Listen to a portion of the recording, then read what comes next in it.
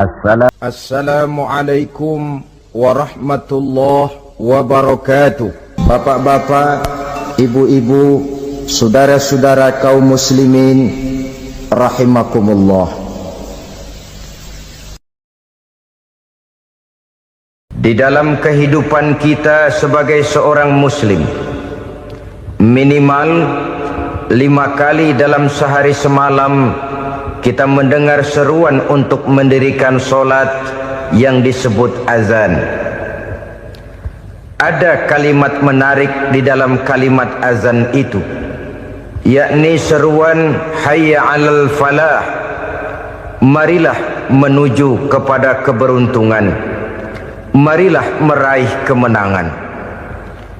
Seruan ini adalah kecenderungan dari setiap manusia, apapun warna kulitnya. Artinya, setiap orang dalam hidup selalu ingin meraih dan mencari kemenangan. Kemenangan akan melahirkan kepuasan batin, dan kepuasan batin memberikan kebahagiaan. Sedangkan kekalahan melahirkan penderitaan batin, dan penderitaan batin menjerumuskan seseorang di dalam berbagai bentuk kerugian. Jikalau inilah seruan azan, maka masalahnya ialah apa yang menyebabkan kita meraih kemenangan. Al-Quranul Karim memberikan tuntunan dan ajaran kepada kita bahwa orang-orang yang memperoleh kemenangan itu tidak lain adalah orang-orang yang bertakwa. Hanyalah mereka yang bertakwa kepada Allah Subhanahu wa ta'ala pada akhirnya akan tampil sebagai pemenang. Lalu siapa orang yang bertakwa itu? Dijelaskan dalam awal-awal Al-Baqarah, orang yang bertakwa yang akan meraih kemenangan. Pertama, allazina yu'minuna bil ghaib, yaitu orang-orang yang beriman kepada yang gaib, percaya bahwa ada alam yang gaib, alam yang abstrak, alam yang tidak bisa dijangkau oleh salah satu daripada panca indera kita. Mereka percaya dan beriman kepada adanya malaikat, beriman kepada adanya iblis dan jin, beriman kepada adanya alam kubur, beriman kepada adanya alam mahsyar, beriman kepada adanya alam akhirat, beriman kepada adanya surga dan neraka. Beriman bukan cuma sekedar beriman dalam ucapan bibir saja, tetapi beriman yang nilai iman itu mampu mewarnai gerak dan gaya hidupnya. Iman yang meresap sampai ke tulang sumsum, kemudian memberikan dampak positif di dalam kehidupan manusia. Alam, kita tahu, adalah sesuatu yang selain Allah, dan Allah bukanlah alam. Apapun namanya selain daripada Allah, itu adalah alam. Alam pada hakikatnya terbagi menjadi dua. Ada alam syahadah, alam nyata, alam konkret, alam yang bisa dijangkau oleh salah satu indera kita. Kemudian ada alam ghaib, alam yang tidak bisa dijangkau oleh panca indera kita, alam metafisika, alam abstrak, alam yang wajib kita imani keberadaannya. Kita percaya bahwa malaikat itu ada, kita percaya kepada jin, bahwa jin itu ada, kita percaya kepada adanya iblis dan setan. Bukan percaya kepada iblis dan setannya, percaya bahwa iblis dan setan itu ada. Itu termasuk salah satu daripada sifat orang yang bertakwa kepada Allah. Saudara-saudara kaum muslimin rahimakumullah, kecenderungan pembangunan yang lebih bersifat materialistis biasanya menggeser aspek kehidupan rohani. Orang berpikir empiri, dan dalam pola pikir yang demikian, maka alam gaib tidak lagi mendapat perhatian. Aspek kehidupan yang bersifat rohaniah malah mulai ditinggalkan. Akibatnya terjadilah kepincangan di dalam kehidupan kita. Pernah ada satu pengalaman pribadi dalam perjalanan kembali ke tanah air. Dalam pesawat di sebelah kanan saya duduklah seorang Jerman namanya Heiner Simonsen. Iseng saya ajak kenalan, saya ajak ngobrol, saya tanya dia. Saya bilang, Mas Heiner ini, kalau pesawat yang kita tumpangi ini jatuh ke bawah, kira-kira apa yang bakal terjadi, Mas? Dia bilang, kita semua akan mati. Begitu? Iya. Oke. Apa itu mati? Tanya saya. Dia bilang, untuk tahu apa itu mati, kita harus tahu lebih dahulu apa itu hidup. Saya pikir nih bule bisa ngomong juga. Baiklah kata saya. Apa hidup menurut Anda itu? Oh, hidup itu dia bilang, kalau seluruh anggota badan kita bekerja secara normal, paru-paru memompa darah secara normal, jantung berdetak secara normal, sel-sel tubuh bekerja secara fit, dan organisme tubuh hanya mau bekerja secara normal, dia bilang, kalau kita memberi makan yang cukup, menu yang teratur, dan gizi yang lengkap. Saya bilang, kesimpulannya apa, Ner? Dia jawab, hidup adalah dari tangan ke mulut. Life is from the hand to the mouth, kata dia. Hidup adalah dari tangan ke mulut. Jadi masalah hidup tidak lebih daripada masalah isi perut. Orang pergi pagi, pulang sore, peras keringat, banting tulang, perut yang dibelain. Saya bilang, you are wrong. Sampean salah, Ner. Kamu orang Islam bukan? Bukan. Pantas. Kenapa saya salah? Dia bilang, ya jelas salah. Salahnya di mana? Kamu ini manusia. Kalau hidup cuma dari tangan ke mulut, saya bilang, kambing di kampung saya juga begitu pikirannya, Ner. Itu kambing di kampung saya, asal perutnya kenyang, sudah hidup dia. Perkara besok bagaimana, lusa prospeknya macam mana, bulan depan ada apa, kambing nggak pernah mikir. Di kampung saya kambing juga pikirannya begitu. Kamu Kristen ya? Tadinya. Loh kok tadinya, lalu apa sekarang kamu ini? Dia bilang, sekarang saya netral. Saya tidak beragama, tapi saya percaya kepada Tuhan sebagai pencipta alam. Saya ingat benar dia bilang, I haven't any religious, but I believe to God as the creator of the world. Kenapa bisa netral begitu, Ner? Habis saya bingung katanya. Islam bilang Islam baik, Kristen bilang Kristen baik, Hindu Buddha bilang Hindu Buddha baik, semua agama baik. Saya netral sekalian, nggak beragama. Yang penting saya percaya kepada Tuhan. Saya bilang, Ner, kamu ini kayak orang mau beli celana. Lalu bingung, yang satu bilang Levi's bagus, yang satu bilang Blue Jean hebat, yang satu bilang Wool England hebat. Celana ini hebat, celana itu bagus, celana ini hebat, semua celana bagus, kamu bingung. Akhirnya netral, tidak pakai celana. Itu juga salah. Saya pikir-pikir, kemudian saya melihat bahwa dua pola berpikir Heiner ini nampaknya sudah mulai menggejala di lingkungan masyarakat bangsa kita. Disadari atau tidak, secara jujur kita harus berkata, dua pola pemikiran Heiner ini mulai berkembang di tengah masyarakat bangsa kita. Pertama, pola pikir materialisme. Hidup adalah dari tangan ke mulut. Masalah hidup tidak lebih masalah isi perut. Itu yang perlu dibela, dan disitulah arti kehidupan. Pergi pagi, pulang sore, peras keringat, banting tulang untuk mempertahankan perut. Kalau sudah kemari cara orang berpikir, maka buat apa percaya kepada yang gaib? Untuk apa sholat? Untuk apa puasa? Untuk apa zakat? Untuk apa menghadiri majelis taklim? Tanpa kepercayaan kepada yang gaib, hidup berjalan menurut alur empiris dan materialis. Kalau sudah ke sana cara orang berpikir, biasanya orang lalu cenderung menghalalkan segala cara. Hanyalah orang yang percaya bahwa akhirat ada, hanyalah orang yang percaya bahwa alam kubur itu ada, hanyalah orang yang percaya bahwa malaikat itu ada, hidupnya akan lebih terarah dan terkendali.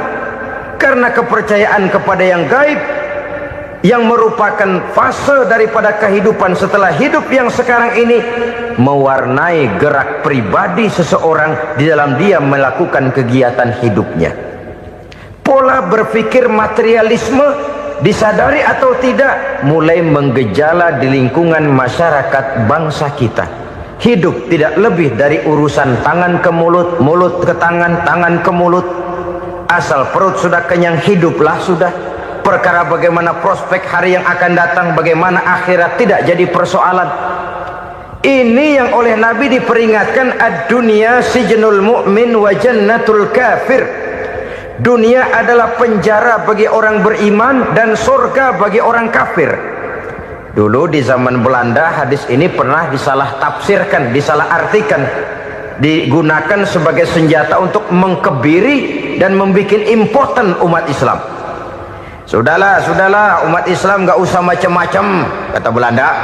Dunia ini kan penjara buat orang Islam, surga buat orang kafir. Di penjara jangan bertingkah.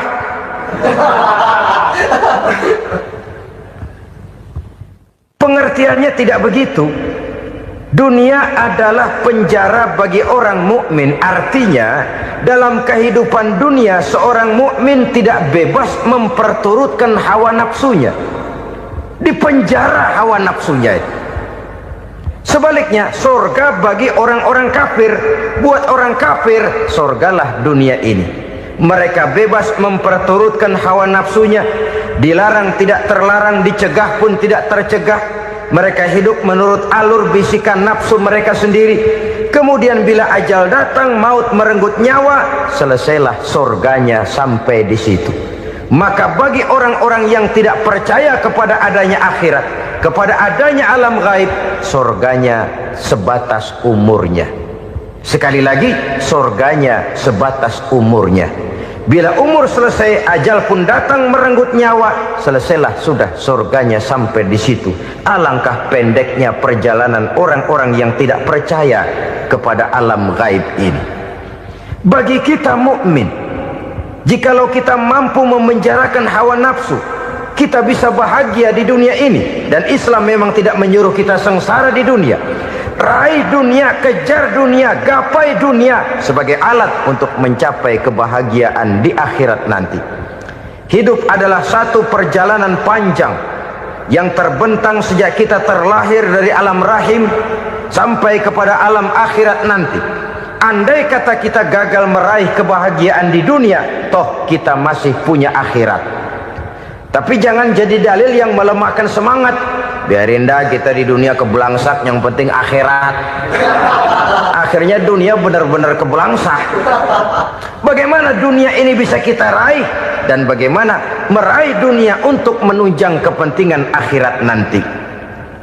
Yang kedua, dari pikiran Heiner yang saya lihat menggejala di lingkungan masyarakat bangsa kita, timbulnya manusia-manusia netral. Seolah-olah Tuhan yes, agama no. Sama Tuhan percaya, agama ogah. Tuhan ngangguk, giliran agama godeng.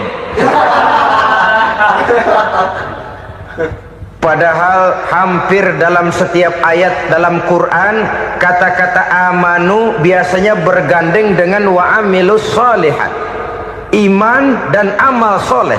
Ini sebagai isyarat Tuhan dan agama jangan pernah dipisah-pisah.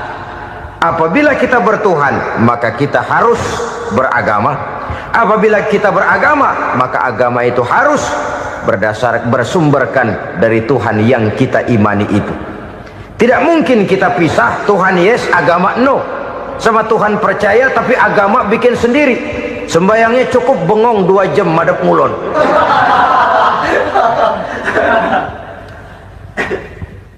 Saudara-saudara kaum muslimin rahimakumullah. Jadi dengan demikian, agama yang kita akui merupakan unsur mutlak di dalam pembangunan sekarang ini, merupakan bagian dari kehidupan yang menuntun kita bahwa di balik alam nyata ini, di balik alam syahadah ini ada alam gaib. Dan mudabbir, murabbi, yang mengatur, yang menguasai, yang memelihara, baik dia alam nyata, baik dia alam gaib, tidak lain adalah Allah Subhanahu wa ta'ala. Di sana ada satu super power, satu maha kekuatan yang kita perlu bersandar kepadanya. Sebagai makhluk nyata yang hidup di alam nyata, berbuatlah secara nyata sebagaimana harusnya kita berbuat. Karena Islam jelas bukan agamanya orang pemalas. Islam jelas bukan agamanya orang yang mengajarkan setelah selesai sholat boleh duduk, nggelenggem ayam-ayam, ndelohom, menghitung bintang di langit sambil menunggu keajaiban. Tidak. Islam adalah agama yang mengajarkan apabila sholat sudah selesai kamu kerjakan, bertebaranlah di permukaan bumi, cari karunia Tuhanmu. Jangan hidup berpangku tangan menunggu keajaiban, karena hidup bukan undian. Jangan berharap untung besar tanpa mau peras keringat. Tapi di sebalik itu toh kita juga harus yakin bahwa di sisi usaha nyata yang kita lakukan ada satu super power, satu maha kekuatan gaib yang menentukan berhasil dan tidaknya usaha kita. Kepercayaan kepada hal semacam inilah yang mendorong kita untuk mempunyai sandaran vertikal, agar jikalau usaha ini berhasil, kita tidak lupa diri dan lupa daratan. Jikalau usaha ini gagal, kita tidak putus asa dan buruk sangka, tidak cupik pandangan dan sempit hati, tapi mampu melihat persoalan dengan kacamata putih sambil husnuzon kepada Allah Subhanahu wa ta'ala. Kita percaya malaikat itu ada yang namanya Raqib dan Atid, mengawasi gerak hidup kita sampai kepada gerak hati kita. Ini memberikan sugesti agar kita berhati-hati, tidak sejengkal tanah pun kita bisa berlindung dari pengawasan Raqib dan Atid. Ada Munkar Nakir yang akan menyoal kita di alam kubur. Ada malaikat Malik, penjaga neraka. Ada malaikat Ridwan yang menjaga surga. Kita percaya kepada adanya jin, kita percaya kepada adanya setan, iblis. Percaya kepada adanya, bukan mempercayai si setan, si iblis lalu menjadikannya sebagai teman. Tidak. Percaya bahwa mereka itu ada dan merupakan makhluk Allah yang gaib yang diciptakan Allah Azza wa Jalla.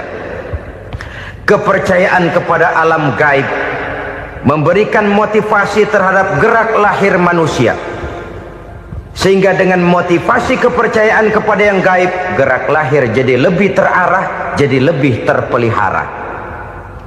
Pernah seseorang bertanya, "Pak, apakah adanya akhirat bisa dibuktikan secara ilmiah?" Saya bilang tidak bisa, tidak bisa.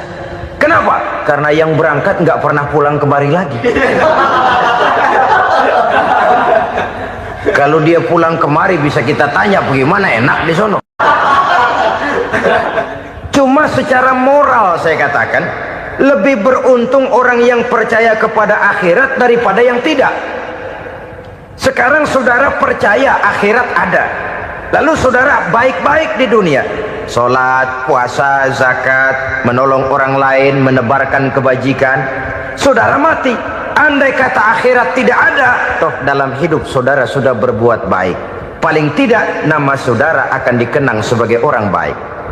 Sebaliknya, saudara percaya, kata saya, bahwa akhirat tidak ada, lalu hidup semau-maunya, tenggelam dalam maksiat dan munkarat, menentang Allah, tidak mau ruku dan sujud, lalu saudara mati, kemudian akhirat ada, ayo mau apa? Bekal tidak punya. Jadi secara moral lebih beruntung orang yang percaya kepada adanya akhirat daripada yang tidak percaya. Dan itu alam gaib yang tidak bisa dibuktikan secara eksat. Jangankan untuk membuktikan seperti itu, dalam kehidupan sehari-hari saja yang kita rasakan tidak selalu berbentuk toh. Angin, bagaimana sih bentuknya angin? Kita tidak tahu. Merah, buktinya kalau dikerok merah. Yang merah itu kulit, yang kulit kita bukan anginnya. Sakit, rasa sakit itu ada, tapi bagaimana bentuk sakit kita nggak pernah tahu. Kalau kita makan cabai pedas, bagaimana bentuk pedas itu tidak ada, tapi rasa ada. Bentuk pedas hijau, cabenya bukan pedasnya. Tidak semua yang kita rasakan bisa kita gambarkan dalam bentuk yang konkret. Oleh karena itu, sekali lagi bahwa kepercayaan kepada alam yang gaib mampu memberikan satu sugesti yang menata kehidupan seseorang lebih lurus, lebih terarah, dan lebih terkendali. Maka wajar kalau kepercayaan kepada yang gaib mengantarkan seseorang untuk meraih kemenangan. Kenapa? Dia percaya kepada yang gaib, bahwa akhirat ada, bahwa alam kubur ada, bahwa pertanggungan jawab itu ada. Maka dia lalu tidak hidup saenae udele dewe gitu loh. Tidak hidup menurut seleranya sendiri, terarah, teratur. Ini cirinya yang pertama. Orang bertakwa yang akan meraih kemenangan, mereka beriman, mereka percaya kepada yang gaib. Bahkan hal-hal konkret saja selalu berangkat dari yang gaib. Saudara-saudara, para remaja, para pemuda sekarang ini tidak pernah tahu toh siapa yang akan jadi teman hidup saudara. Kita bisa saja ngerancang, mentargetkan, tapi toh akhirnya yang namanya jodoh bukan kekuasaan kita. Rezeki di luar kemampuan kita. Begitu juga ajal, maut, jodoh, ajal adalah contoh-contoh konkret bahwa pada akhirnya yang gaiblah yang menentukan. Bertahun-tahun ngelancong, emang jodoh seret nggak jadi.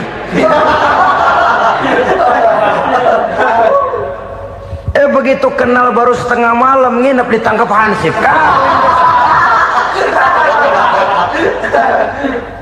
Hal-hal semacam itu kadang-kadang kita berpikir suuzon, gilet, perempuannya cakep banget, lakinya rebek amat.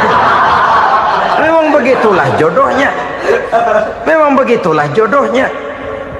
Saudara hadirin ma'asyiral muslimin yang saya hormati, jadi hal-hal yang konkret saja kita yakini sepenuhnya ditentukan oleh satu superpower yang gaib itu tadi. Dari sanalah segala ketentuan itu berangkat dan kesanalah segalanya akan kembali. Maka kepercayaan kepada yang gaib meluruskan gerak hidup seseorang dan itu akan mengantarkan dia kepada meraih kemenangan. Satu. Yang kedua, wa yuqimuna shalah. Orang bertakwa yang akan meraih kemenangan itu adalah orang-orang yang mendirikan sholat. Kenapa sholat mengantarkan orang untuk meraih kemenangan? Yang jelas, inna sholata tanha anil fahsya'i wal munkar. Sholat mampu mencegah manusia dari perbuatan keji dan munkar. Banyak filsafat hidup yang terkandung di dalam sholat ini. Sejak kita wudhu sampai kita menghadap ke arah kiblat, sampai kita melakukan gerak-gerak sholat, bacaan-bacaan yang ada di dalam sholat, lalu sampai kepada mengucapkan salam. Banyak filsafat hidup yang terkandung di dalam sholat. Umpamanya saja, setelah takbiratul ihram mulai kita dengan sholat dalam posisi berdiri, diajarkan dalam kitab-kitab fikih agar kita melihat ke arah tempat sujud. Ini kan filsafat kehidupan. Kalau kamu sholat dalam posisi berdiri, lihat tempat sujud. Jangan sholat mata jelalatan, sebab nanti bisa mengurangi kekhusyuan. Jadi wajar kalau yang dikatakan bahwa yang paling afdol adalah shaf yang di depan. Kenapa? Secara harfiah pengertiannya akan lebih mengundang kekhusyuan. Kenapa? Kalau kita di shaf paling depan di masjid umpamanya paling banter kita lihat tembok. Tapi kalau kita shaf di tengah atau di belakang, orang-orang di depan kita pun akan kelihatan. Yang bajunya loreng, yang bajunya genggang, yang bajunya macam-macam. Kita lihat, kadang-kadang kita pikirin, ada yang bajunya bolong. Kita sholat tapi dalam hati, nih orang bajunya robek yang nggak tahu apa. Ada saja hal-hal yang mengusik kekhusyuan kita. Oleh sebab itu diajarkan dalam posisi berdiri, lihat, arahkan pandangan matamu kepada tempat sujud. Ini kan filsafat kehidupan. Maksudnya apa? Kalau lagi diri lihat dong tempat sujud. Kalau udah di atas ingat dong sama yang bawah. Kalau sudah tinggi ingat dong dari mana kamu berangkat. Kalau sudah berkuasa bantu dong yang lemah. Kalau sudah kaya santuni dong yang miskin. Kalau sudah alim bimbing dong yang awam. Ini filsafat kehidupan. Dalam posisi berdiri kau lihat tempat sujud. Ini akan melahirkan kepekaan sosial di mana seseorang mau tahu kepada orang lainnya. Bagaimanapun kaya kita, tinggi pangkat dan jabatan kita, jikalau hidup hanya untuk kepentingan perut sendiri saja, rasanya belum membawa manfaat di dalam kehidupan kita. Tapi efek yang tertinggi sesungguhnya, solat mencegah manusia dari perbuatan keji dan munkar. Perbuatan keji dan munkar walaupun kelihatannya mendatangkan uang, membawa keuntungan, tapi itu keuntungan semu, keuntungan sementara. Dengan menipu orang lain kita bisa dapat untung, tapi tidak membawa berkah. Dan itu adalah kerugian besar dalam kehidupan kita. Maka untuk meraih kemenangan harus dimulai dengan membentuk kepribadian yang tegar, memiliki sandaran vertikal yang langsung kepada Allah Subhanahu wa ta'ala. Dan itu hanya bisa kita tempuh melalui jalur ibadah formal yang sudah ditentukan Allah, yakni solat yang 5 waktu. Untuk memperkuat itu ada solat-solat sunnah, rawatib, nawafil sebagai terminal kontrol cadangan untuk memelihara stabilitas temperatur batin di dalam kita berhubungan dengan zat yang maha gaib, yaitu Allah Subhanahu wa ta'ala. Orang sering bertanya, Pak, itu tetangga saya nggak sholat, duitnya nggak habis-habis, Pak. Nggak sholat tapi mobilnya tambah terus. Nggak sholat tapi usahanya makin maju. Tapi di sisi lain ada orang yang rajin sholat, rezekinya butak bener. Anaknya mana kurus, mana korengan. Saudara hadirin ma'asyiral muslimin rahimakumullah, harus saya katakan bahwa solat memang bukan untuk cari duit. Solat adalah sandaran vertikal kita kepada Allah. Sedangkan soal rezeki itu berkaitan dengan sifat Allah maha pengasih dan maha penyayang. Allah maha pengasih, siapapun dikasih kalau mau usaha. Allah maha penyayang, tidak semua orang disayang oleh Allah Azza wa Jalla. Dan belum tentu banyak harta itu merupakan nikmat. Mungkin juga istidraj. Artinya istidraj itu dikasih tapi diambulin, kalau bahasa Betawinya itu. Dikasih tapi diambulin, itu bukan merupakan nikmat sesungguhnya, lebih merupakan azab dari Allah Subhanahu wa ta'ala.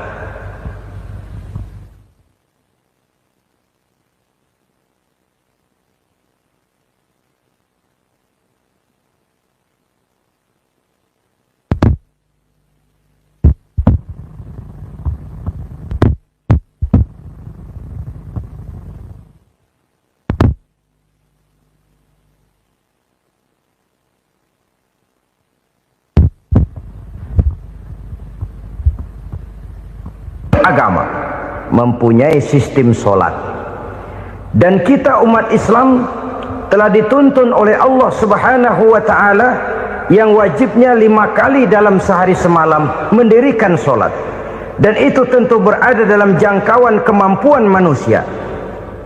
Pada awalnya barangkali kita memang merasa solat itu satu kewajiban, tapi semakin kita hayati makna, manfaat dan filsafat yang terkandung di dalam ajaran solat, semakin sampai kita kepada keyakinan bahwa solat adalah keperluan kita.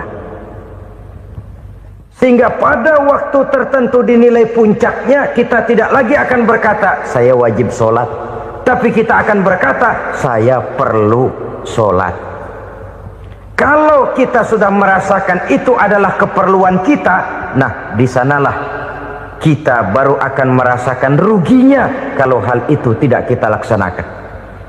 Sepanjang kita masih berkata saya wajib sholat, kita akan lebih merasakan dia sebagai beban ketimbang sebagai keperluan. Yang jelas Allah tidak memerlukan ibadah yang kita laksanakan ini. Dengan kata lain, andai kata satu dunia penuh ini orang tidak ada yang sholat satu pun, Allah tidak akan turun dari jabatan Tuhan. Jangan lalu berpikir kalau kita ngambek se-RW kagak sembahyang Tuhan tekor kali ini ya. Tentu tidak. Itu perlunya kita, bukan perlunya Allah. Dan pada induknya kita akan berkata, saya perlu agama.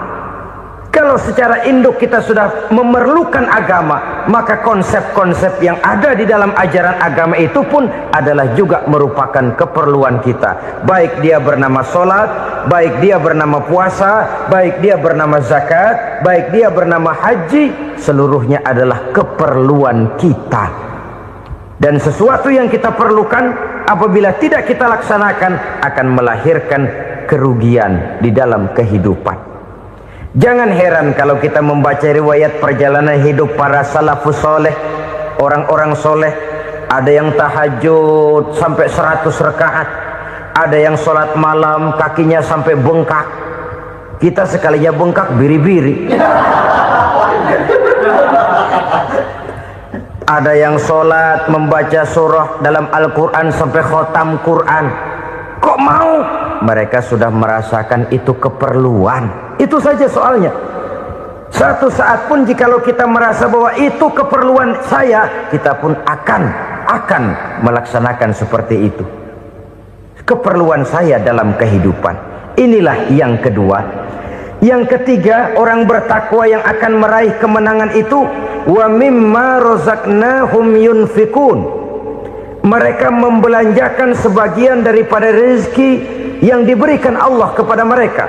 Mereka infakkan di jalan Allah. Ada satu dialog menarik. Satu hari seorang anak muda bertemu dengan seorang kakek-kakek yang sudah dikenalnya baik. Bertanyalah anak muda ini, "Kek, umur kakek berapa tahun?" 15 tahun, kata si kakek. Anak kakek berapa orang? 1. Harta kakek berapa banyak? 15 juta. Si anak muda ini bengong, lalu protes, "Kok kakek bohongin saya?" "Kenapa?" "Saya tahu umur kakek 70 tahun. Kenapa ngaku 15? Saya tahu anak kakek 5. Kenapa bilang 1? Saya tahu kakek miliuner, miliaran uang kakek. Kenapa ngaku cuma 15 juta? Begini, kata si kakek tadi. Benar, umur saya 70 tahun. Tapi dari umur yang 70 tahun itu baru 15 tahun terakhir ini saya merasakan ibadah kepada Allah.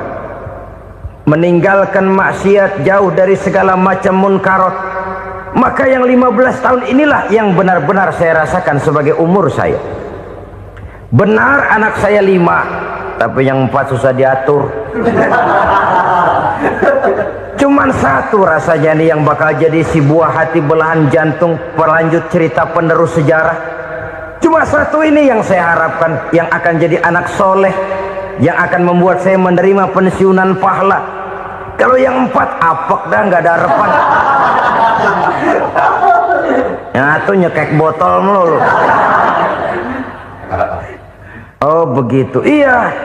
Lalu kenapa kakek bilang harta kakek cuma 15 juta padahal saya tahu kakek uangnya miliaran, depositonya banyak? Ya karena 15 juta itulah yang saya ingat yang pernah saya belanjakan di jalan Allah. Saya merasa itulah harta saya yang sebenarnya. Yang miliaran yang saya simpan di bank kelak kalau satu saat saya mati akan jadi rebutan di antara anak-anak saya. Iya kalau anak saya soleh kayak yang 1 ini. Kalau yang 4 tadi udah tulen dia bakal berantem dah berebut tuh. Jadi 15 juta yang saya belanjakan di jalan Allah inilah yang saya merasakan benar-benar harta saya yang sesungguhnya. Dialog ini patut menjadi bahan renungan kita bersama. Diberikan kita umur 40, 50, 60, 70, 80. Berapa tahun dari umur yang diberikan itu yang jalan mulus, yang kita gunakan untuk melaksanakan ibadah? Banyak harta kita simpan di bank, di lemari, di dompet, di tas. Tapi berapa yang sudah kita depositokan di jalan Allah yang akan menemani kita di hari kita kembali nanti? Maka orang bertakwa yang akan meraih kemenangan, wa mimma razaqnahum yunfikun, mereka membelanjakan sebagian dari rezeki yang diberikan Allah di jalan Allah subhanahu wa ta'ala. Ma'asyiral muslimin rahimakumullah, zahirnya memang kita memberikan kepada orang lain, tapi hakikatnya kita menyimpan untuk diri kita sendiri. Kita memberikan kepada yatim piatu 25.000. Zahirnya kita memberikan si yatim, hakikatnya kan kita cuma nyimpan. Saya berikan, titip kepadamu, ini untuk saya di akhirat. Kau boleh belikan baju, kau boleh belikan untukmu makan, kau boleh bayarkan sekolahmu. Ini untuk saya. Hakikatnya kita nyumbang masjid 1 juta, zahirnya kita berikan kepada panitia masjid, tapi hakikatnya kan cuma titip 1 juta ya, untuk saya di alam kubur nanti. Silakan kau boleh belikan semen, ini uang, belikan besi, belikan pasir. Saya cuma sekedar titip untuk kepentingan saya. Hakikatnya kita cuma sekedar menitip. Sebagaimanapun pada hakikatnya, apapun yang kita miliki dalam kehidupan kan cuma sekedar hak guna pakai, bukan hak milik mutlak. Harta kita, rumah kita, kendaraan kita, kebun kita, pabrik kita, hak guna pakai saja. Hak milik mutlak cuma untuk Allah subhanahu wa ta'ala. Saudara-saudara kaum muslimin rahimakumullah, ini yang ketiga. Kemudian yang keempat, orang-orang bertakwa yang akan meraih kemenangan, allazina yu'minuna bima unzila ilaika, mereka yang beriman, mereka yang percaya kepada apa yang telah diturunkan kepadamu Muhammad, ay Al-Quran, yakni Al-Quranul Karim. Setelah percaya kepada yang gaib, mendirikan solat, kemudian menginfakkan sebagian dari rezeki yang diberikan Allah, mereka juga lalu percaya kepada yang diturunkan terhadap Nabi, yaitu tidak lain Al-Quranul Karim. Sekali lagi di sini, percaya bukan hanya sekedar percaya saja, tetapi percaya lalu menjadikan Al-Quran itu sebagai pedoman hidup. Sebab memang Al-Quran itu adalah GBHM, garis-garis besar haluan muslim. Apa yang harus kita lakukan, apa yang harus tidak kita lakukan, bagaimana mestinya kita bertingkah laku dan berbuat, seluruhnya tercantum di dalam Al-Quranul Karim. Itu sebabnya ketika satu hari Aisyah ditanya bagaimana akhlak Rasul, beliau menjawab, kana Rasulullah sallallahu alaihi wasallam khuluquhul Quran. Akhlak daripada Rasulullah tidak lain adalah Al-Quran. Jawaban simpel ini memberikan gambaran bahwa keseluruhan daripada konsepsi Quran sudah diterjemahkan dalam kehidupan Rasulullah sallallahu alaihi wasallam. Karena kita tahu akhlak adalah keseluruhan dari gerak hidup manusia, sejak ia berpribadi, berumah tangga, bertetangga, bermasyarakat, sampai kepada berbangsa dan bernegara. Al-Quran tetap memberikan sentuhan nilainya. Oleh karenanya, orang-orang yang bertakwa adalah orang-orang yang menjadikan Al-Quran sebagai pedoman dalam kehidupannya. Dan kita yakini Al-Quran diturunkan kepada Nabi Muhammad, bukan merupakan produk Nabi Muhammad. Isi dan redaksinya langsung dari Allah subhanahu wa ta'ala. Kemudian cirinya yang kelima, orang bertakwa yang akan meraih kemenangan itu, wa ma unzila min qablika, tidak hanya sekedar percaya kepada yang diturunkan terhadap Nabi Muhammad yaitu Al-Quran, mereka juga percaya kepada apa yang pernah diturunkan kepada para nabi, kepada para rasul sebelum Nabi Muhammad. Percaya kepada adanya suhuf, percaya kepada adanya Taurat, percaya kepada adanya Injil, percaya bahwa Allah dahulunya sudah menurunkan Taurat kepada Musa, percaya bahwa Allah sudah menurunkan Injil kepada Isa, percaya Injil ada, Taurat ada, diturunkan Allah untuk Isa dan Musa, tetapi tidak wajib mengamalkannya karena kita sudah diberikan Al-Quranul Karim. Ini yang perlu saya garis bawahi. Kita percaya Allah telah menurunkan Injil dahulu kepada Isa. Kita percaya bahwa Allah telah menurunkan Taurat dahulunya kepada Nabi Musa. Kadang-kadang ini dijadikan dalih, dikacaukan pengertiannya. Quran saja mengajarkan bahwa orang yang bertakwa harus percaya kepada Injil, maka pakailah Injil. Apalagi kalau ayat sebelumnya ditilap, dihapus, dihilangkan, Injilnya yang ditekankan, maka akan terjadilah penekanan yang salah arah. Karena salah arah akhirnya bisa merusak dan menghancurkan akidah. Ketika Rasul suatu saat pernah ditanya orang, "Ya Rasul, bagaimana sikap kita sebagai muslim terhadap Injil yang ada sekarang?" Beliau menjawab, "La tukadzibuhu jami'an wa la tusaddiquhu jami'an." Jangan didustakan seluruhnya, jangan juga dibenarkan semuanya. Artinya, ini sudah merupakan gambaran dari Rasul bahwa dalam Injil yang ada sekarang masih ada ajaran-ajaran tauhid yang dibawa oleh Nabi Isa dan diajarkan kepada umatnya. Tapi juga dalam Injil yang sekarang ini sudah terkena intervensi dan investasi manusiawi. Karena itu Rasul menyimpulkan, la tukadzibuhu jami'an wa la tusaddiquhu jami'an.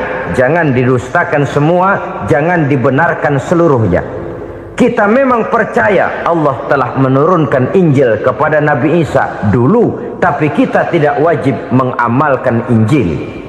Kita percaya Allah telah menurunkan Taurat kepada Nabi Musa, tapi kita tidak wajib mengamalkan kitab ajaran Taurat. Yang wajib kita percayai dan kita amalkan hanyalah Al-Quranul Karim. Kenapa? Oleh karena baik yang ada di dalam Taurat, baik yang ada di dalam Injil, tentu tercakup di dalam Al-Quran sebagai kitab terakhir yang diturunkan oleh Allah Subhanahu wa Ta'ala. Dan itu wajar.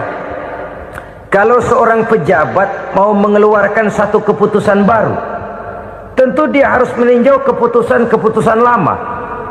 Andai kata dianggap tidak berlaku, dianggap tidak relevan lagi, maka keputusan-keputusan lama itu tentu sudah dianggap tidak berlaku. Sebagian daripada aturan-aturan dalam keputusan lama yang masih dianggap relevan tercantum dalam keputusan baru yang wajib diamalkan. Begitulah hubungannya antara Al-Quran, Taurat, Zabur, dan Injil. 4 kitab samawi yang diturunkan Allah masing-masing kepada Zabur untuk Nabi Daud, Taurat untuk Nabi Musa, dan Injil untuk Nabi Isa alaihi wassalatu wassalam.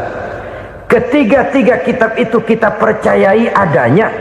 Kita yakini Allah telah menurunkan Zabur, Taurat, dan Injil, tapi kita tidak wajib mengamalkannya. Yang wajib kita mengamalkannya sekarang ini tidak lain hanyalah Al-Quranul Karim saja, karena ia mencakup apa yang ada di dalam Zabur, apa yang ada di dalam Taurat, dan apa yang ada di dalam Injil.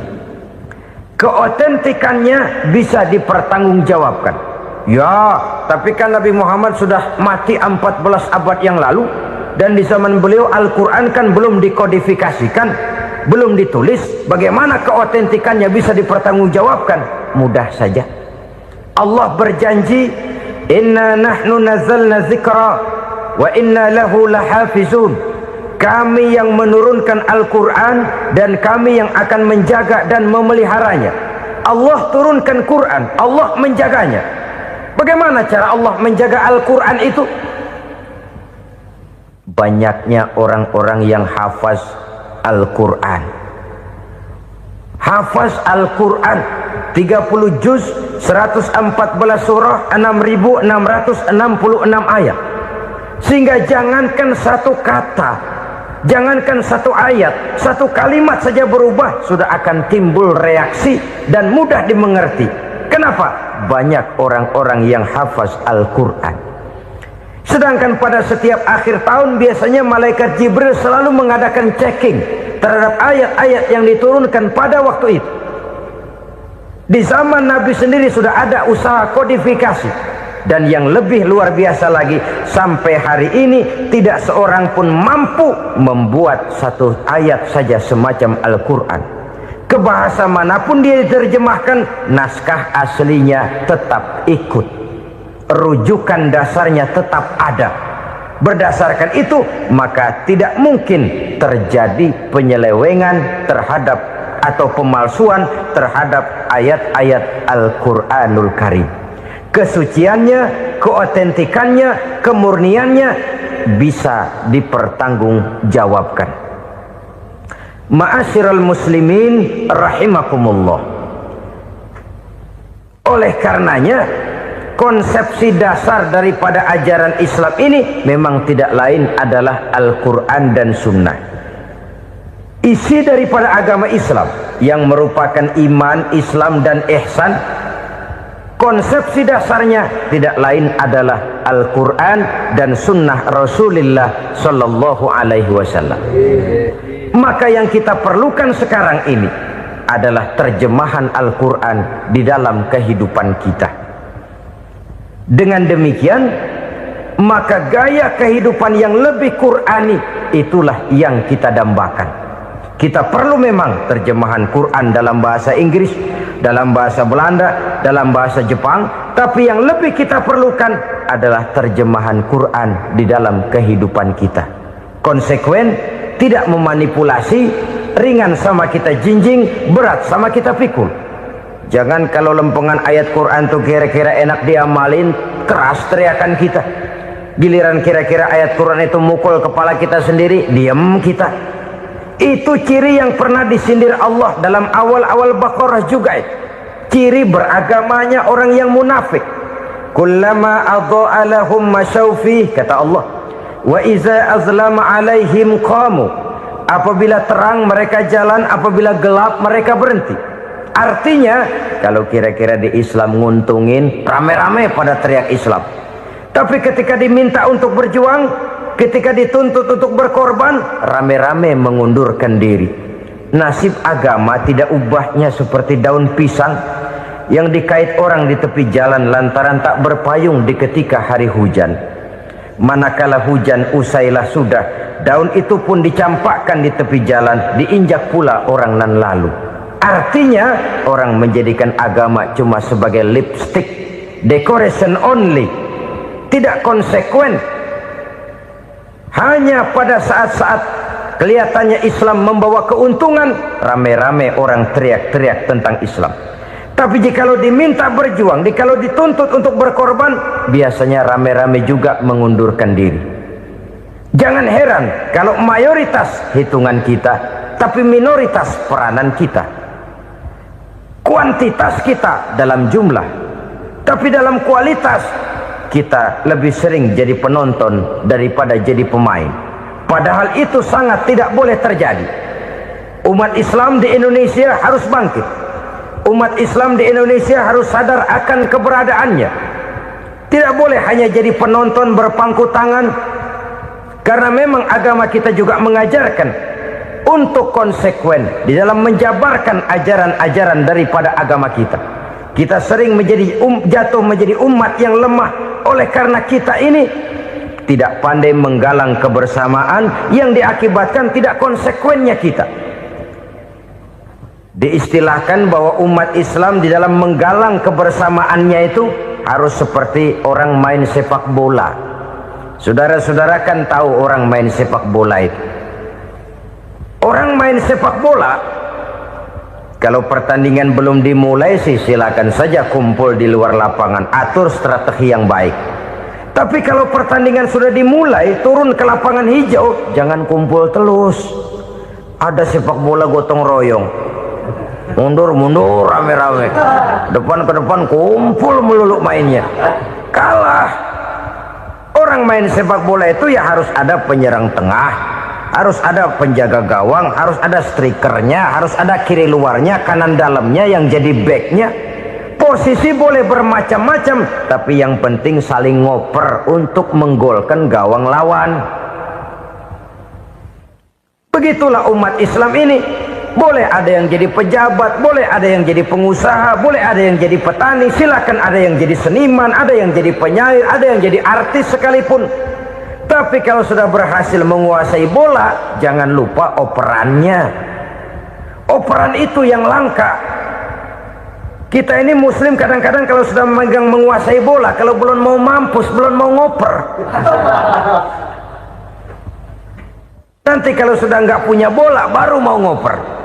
Kalau sudah dengar-dengar mau dekat pensiun, baru mau jihad, baru mau berjuang, baru mau ngurus pesantren. Tanda tangan sudah tidak laku, memo sudah tidak dihargai, baru mau berjuang. Kemarin kemana mas? Kita tidak pandai memanfaatkan posisi. Dengan kata lain, kalau kembali kepada persoalan kita, konsekuensi kita terhadap agama yang kita anut ini belum ideal. Kita masih lebih sering berislam ini pada saat-saat yang menurut perhitungan kita membawa keuntungan. Tapi kalau diminta berjuang, dituntut berkorban, yang itu pun hakikatnya adalah untuk kepentingan kita juga. Allah tidak pernah menuntut kita untuk jihad bagi kepentingan Allah, itu tidak. Berjuang menegakkan agama Allah, apakah untuk kepentingan Allah? Tidak. Untuk kepentingan kita. Sebab nilai-nilai jihad itu pada akhirnya akan membawa kita kepada suatu kebahagiaan. Setidaknya kalau tidak di dunia, tentu di akhirat sebagai syahid. Oleh karena itu, pada bagian akhir ini saya ingin mengajak, marilah kita konsekuen. Sekali kita berkitabkan Al-Quranul Karim, mari dia kita jadikan pedoman.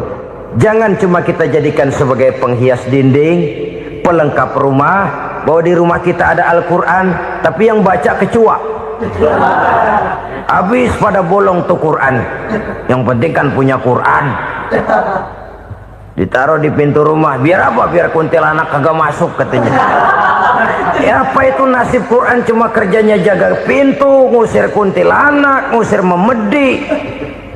Bagaimana kita hidup menurut tuntunan Al-Quran? Kadang-kadang tidak pernah menjadi masalah bagi kita. Maka bagaimanakah Al-Quran akan mungkin membawa keberkahan dalam hidup kalau ajarannya kita injak-injak dalam keseharian kita? Mewujudkan gaya hidup yang lebih Qurani, itulah yang akan kita rintis di dalam kehidupan kita, bertahap, step by step, menurut kemampuan yang ada pada kita. Jika jalan ini tidak bisa kita selesaikan, percayalah akan ada generasi penerus yang akan melanjutkan usaha dan cita-cita mulia itu. Jadi percaya kepada Taurat, percaya kepada Injil, sekadar percaya Allah dahulunya sudah menurunkan itu, tapi kita tidak wajib mengamalkannya. Kenapa? Generasi Injil masa berlakunya sudah kedaluarsa. Taurat masa berlakunya sudah kedaluarsa. Injil pernah berlaku untuk orang Nasrani di zaman Nabi Isa. Taurat pernah berlaku untuk orang Yahudi di zaman Nabi Musa. Setelah generasinya berlalu, datang Rasul penutup yang membawa Al-Quranul Karim. Maka Al-Quran itulah yang berlaku menjadi pedoman sampai hari akhir nanti. Jangan jauh dari Al-Quran, karena apabila ini kita lakukan, maka kita akan kembali kepada satu gaya hidup yang jauh dari tuntunan agama, dan itu artinya kita akan semakin jauh untuk meraih kemenangan. Saudara-saudara kaum muslimin rahimakumullah, yang keenam, yang terakhir, orang-orang bertakwa yang akan meraih kemenangan itu wabil akhirati hum yuqinun. Mereka percaya, mereka yakin seyakin-yakinnya akan adanya hari akhir, di mana seseorang akan mempertanggungjawabkan seluruh perbuatannya di dalam hidup ini, dan tidak ada satu perbuatan yang bagaimana kecilnya sekalipun yang tersembunyi dalam pandangan manusia yang tidak akan dibukakan persoalannya di mahkamah Qadi Rabbul Jalil di akhirat nanti. Itulah sebabnya maka percaya kepada akhirat disebut secara khusus. Padahal di awal tadi sudah dijelaskan yu'minuna bil ghaib, percaya kepada alam gaib, dan alam gaib ini termasuk akhirat. Kenapa pada bagian akhir disebut lagi akhirat? Karena ternyata bahwa kepercayaan kepada adanya akhirat merupakan induk dari kepercayaan terhadap adanya malaikat, setan, jin dan lain sebagainya, dan akan lebih memberikan sugesti dalam kehidupan manusia untuk meluruskan gerak hidupnya.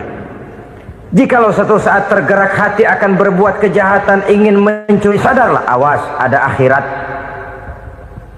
Sebab kalau kita cuma teriak awas ada polisi, itu cuma tertunda sementara, begitu polisi meleng embat. Kalau kita ingin berbuat jahat cuma berteriak awas ada hansip, cuma sementara ketika hansip itu ada. Tapi kalau ceritanya awas ada akhirat, mau menyeleweng awas ada akhirat, mau berjudi awas ada akhirat, mau mencuri awas ada akhirat. Keyakinan yang akan meluruskan gerak hidup manusia sehingga gerak itu jadi lebih terarah dan terkontrol, tidak merugikan baik diri sendiri, lebih-lebih orang lain. Ternyata bahwa kepercayaan kepadanya adanya hari akhirat sanggup menjadi sumber daya kontrol dari kehidupan manusia, sehingga ia tidak terjebak dalam perbuatan maksiat dan munkarat. Saudara-saudara kaum muslimin, inilah saja yang kita bicarakan pada pertemuan kali ini.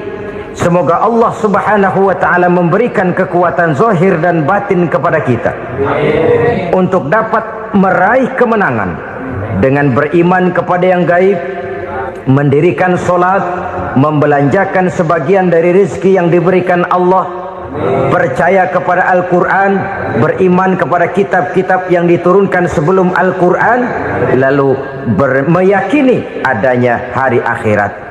Terima kasih atas segala perhatian, mohon maaf atas segala kekurangan. Usikum wa nafsi bitaqwallah. Wassalamualaikum warahmatullahi wabarakatuh. Waalaikumsalam.